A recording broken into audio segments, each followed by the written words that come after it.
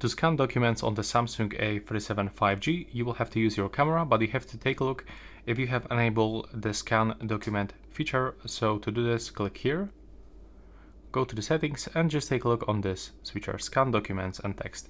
Now, when you get your document, let's say that's my card, you will have to just grab your phone and you will have to put your phone like this, and you can find this frame around the object.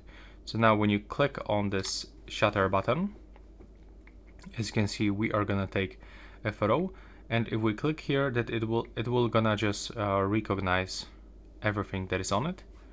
So that's how it looks. We can just highlight this text, and right now when we gonna do this one more time, take a look, we can just click here on this icon, and now we can click save. And now it was actually saved as a document, and that's basically how it looks. You can still edit this one if you want to actually cut it out, so change some position or things like this. You can do this manually, and now we have to click save again, and that's basically everything.